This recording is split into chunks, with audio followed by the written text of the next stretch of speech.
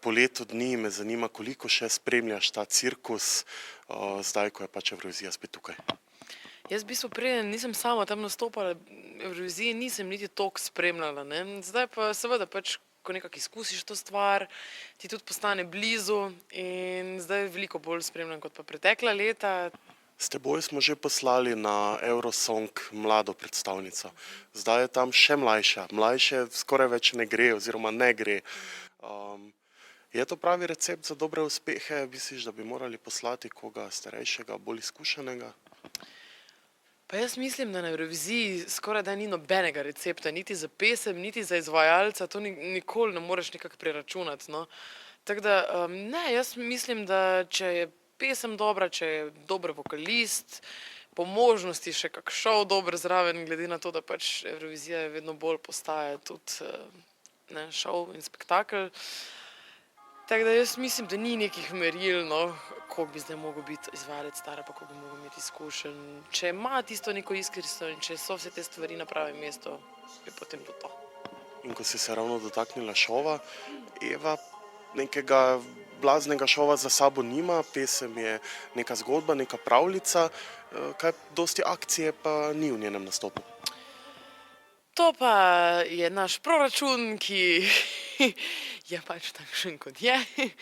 Če bi se malo drugače skupaj zbrali in bi mogoče še kdo zraven stopil in bi pač, jaz sem prepričana, da bi se lahko zadeva vsako leto izpeljala dosti bolje in dosti bolj organizirano, ampak seveda pač dokler prođe iz malo truda, je pač tako, kot je, ne. Meni je sicer žal, vem pa, da bi, če bi še enkrat šla čez eno tako stvar, da bi se verjetno pač zdaj iz izkušenj lotila precej drugače. Beseda o Evini obleki. To je pač stvar okusa vsakega posameznika, jaz upam, da se Eva dobro počuti, kar je pa tudi najbolj pomembno, ne. Bi bila takšna oprava morda tudi zate? Rožasta? Pa mislim, da sem jaz malo drugačna, da je tudi moja energija malo drugačna na odru. Dvomim, da bi si kdaj zbrala ravno rožice, ampak seveda, zakaj pa tudi ne, mogoče, če bi pač bila taka pesem, kjer bi bile rože primerne, mogoče tudi to. Glede na to, da sami zase ne moremo glasovati, meniš, da bi lahko kakorkoli kupili te glasove? Jaz mislim, da toliko denarja pa tudi nimamo, ne, da bi zdaj milijone zapravljali za te stvari, pa mislim, da se tudi ne da kupiti glasov. Mislim, da pač za eno veliko promocijo in s takimi stvarmi, na primer, to je v bistvu bil načrt, ki se ga je lotil lani Azerbajdžan, no, dobro, se bom počasi naučila. Jaz mislim, da mi bi morali bolj delati mogoče na performancu, na nastopu, na neki v bistvu, morali bi poiskati nekaj, kar še ni bilo videno, kar bi bilo unikatno, ne da v bistvu posnemamo in gremo na neke ziher variante, ne, kar se mi zdi, da delamo že kar nekaj let. Vsak, ki malo izstopa, pa magari je zelo diskretno, pa tudi ne rabiš ne vem kakega velikega cirkusa, ampak mora biti nekaj, ne, kar v bistvu te pritegne. Kot denimo letošnje ruske babice? One vsekakor izstopajo.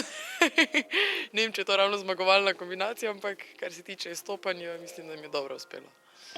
Si morda pred odhodom Eve v Baku, da ji je dala kakšen nasvet, te je sama poklicala za kakšen nasvet?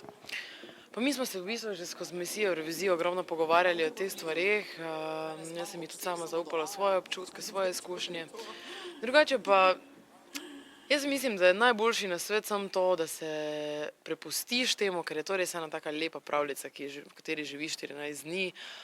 Vzdušje tam je itak skozi pozitivno, v bistvu sploh nimaš nekega realnega feelinga, kaj se dogaja, ne. Tako da jaz sem njej rekla, naj samo uživa, naj se sprosti, naj ne razmišlja preveč, niti o odgovornosti, niti o tem, kako mesto bo zasedla, zato ker te stvari v bistvu niso v njenih rokah.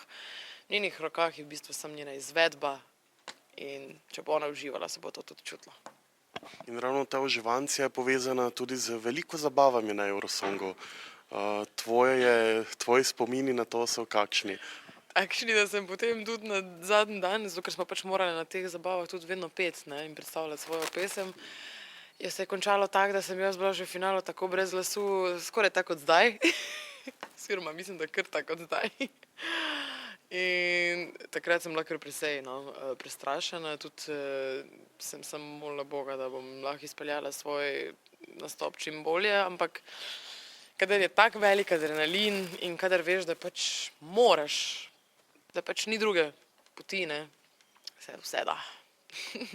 Mislim, da je moja največja, kako bi rekla, slaba izkušnja ali pa slaba stvar v vsem tem je to, da so se vse stvari zelo intenzivno dogajale, ne, in da sem imela v bistvu zelo malo časa, da bi nekako trezno razmislila o nekih načrtih in vseh stvareh. Jaz sem vse imela načrte, ampak v tistem adrenalinu in vseh tistem v bistvu natrpanem urnikom imaš težko občutek za to, kaj je prav in kaj ne, ne.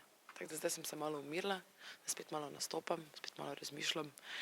Bom naslednje korake delala veliko bolj premišljeno, bi pa seveda rada tudi študirala, tako da to me še čaka. Kako je kaj z ljubezensko izkušnjo na Eurosongu? Tam je veliko samskih pevcev, pevk, izvajalcev, nihče nima veliko časa, tam pa so tako skupaj isto misleči. Je lahko to nekakšna borza samskih glasbenikov, da se najdejo, ali so potem težave pač s to mednarodno zasedbo? Jaz ti povem tako, Evrovizija je v bistvu najvarnejši kraj za ženske. Tako da tja si ravno ne greš iskati bodočega moža, ne. Jaz pa itak sem v bistvu tudi bila takrat še v jezi, tako da tudi nisem kaj preveč oprezala za moškim spolom, niti se nisem v bistvu osredotočala na to, ne, sploh ne. Sem pa pač spletla veliko novih poznanstev, prijateljstev, ki pa se še vedno v bistvu obdržala, tako da z tega vidika pa seveda se lahko tudi kakšna ljubezen zgodi, ne.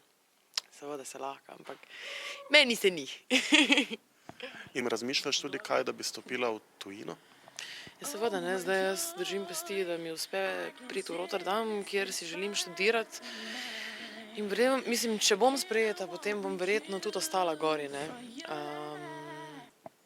Nekako se mi zdi, no, da se še imam kaj za naučiti in bi se rada še izpopolnila. Tudi tujino me seveda vleče zaradi tega, ker je večji trg, ogromno poznanstev, že zdaj imam v bistvu kar nekaj glasbenih prijateljev. Prej si omenila hripav glas. Nekoč je veljal star preizkušen recept, da morajo pevci pred nastopom spiti surova kokošja jajca. Še to vedno počnete, ali? Če bi to držala, bi jaz zdaj pojedla še celo šteko. Tako pa mislim, da ti ne pomaga nič drugega, kot da si tiho. Daš, ne vem, nekaj toplega spiješ, žajbelj, med, granobil, kakšne take stvari, ampak to je v bistvu samo ti ublaži glasilke, ne pomaga, pa ne vrne ti glasu, ne. Tako da moraš biti samo tiho, kar pa meni ne uspeva preveč dobro, tako da zato sem skozi hripam. Kar pa ne, tudi ni dobro. Jaz sem slišala, da Azerbajdžan je v bistvu kar taka država, ne, kjer sta oba dva ekstrema, ne. In v stališči na drugi strani huda revščina in kriminal in take stvari, tako da verjamem, da jih morajo spremljati in jih varovati. Pri nas pa ni bilo sploh ničesar podobnega, da bi nekdo mogel z nami hoditi ali pa karkoli, ne. Če bi se zdaj pač, imaš sicer veliko dela, ampak če bi se še enkrat odločila sodelovati, bi se, ali bi bilo to odvisno od tega, kje je Eurosong potem naslednje leto? Zanimivo vprašanje. Pa ne, jaz mislim, da če bi se odločila še enkrat sodelovati zraven, bi morala biti res prepričana, da imam res dobro pesem, da je res ekipa za mano, ki popolnoma zaupam, in da bi se pač dale stvari mogoče izvesti malce drugače, potem bi vsekakor z veseljem šla še na tako zadevo, ker je res tisti, ki tega niso še doživeli in bili vsaj blizu zraven in v bistvu pluvajo po Evroviziji, bi verjetno hitro spremenili mnenje, zato ker to je ena izmed najbolj profesionalno organiziranih stvari. Res, to je boljše, mislim, da skoraj da ne more biti, no.